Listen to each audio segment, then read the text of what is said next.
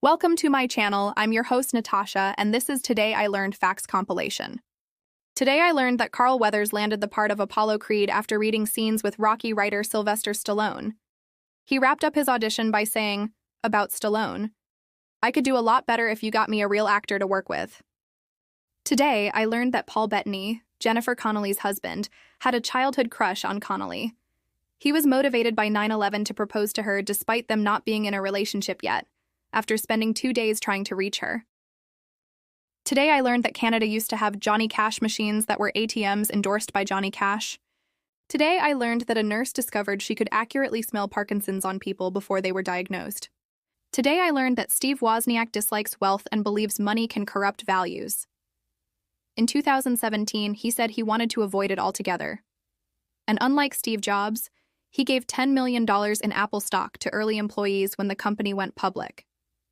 Today I learned that while Lion King earned $2 billion in box office and home media, it earned $3 billion and $8 billion in merchandising and stage adaptation, respectively. Today I learned that in 1863, Union General Joseph Hooker significantly boosted troop morale. He issued soft bread 4 times a week, fresh onions or potatoes twice a week, and dried vegetables once a week. He also improved sanitation, requiring bedding to be aired and soldiers to bathe twice a week. Today I learned that many competitive Scrabble players quit playing competitively after hundreds of offensive words were banned, including racial slurs and gender insults. Today I learned that the USDA defines sandwiches as at least 35% cooked meat and no more than 50% bread for closed sandwiches, and at least 50% cooked meat for open sandwiches. Today, I learned while voice actor Tara Strong was recording crying noises for her character Dill Pickles on Rugrats, the producers stopped her because her crying was so real that she made a woman in the studio lactate. Today, I learned that Pokémon is the highest-grossing media franchise of all time, beating out Star Wars by over $13 billion.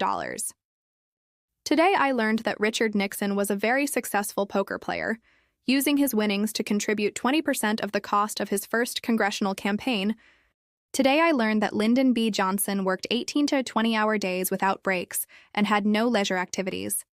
He also smoked heavily, knew every senator's ambitions, hopes, and tastes were, and used it to his advantage in securing votes, and was the most powerful majority leader in American history as a congressman.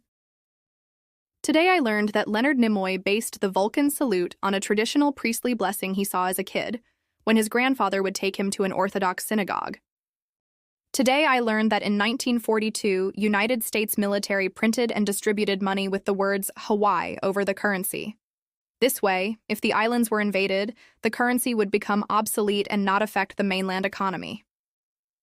Today I learned that in 2001, a 13-year-old Boy Scout went missing in Yellowstone Park for over 18 hours and used his belt buckle to reflect sunlight and signal passing planes.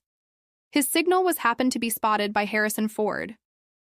Today I learned that in 2009, Claire Boucher attempted to float down the Mississippi River in a homemade houseboat filled with live chickens, a sewing machine, and 20 pounds of potatoes.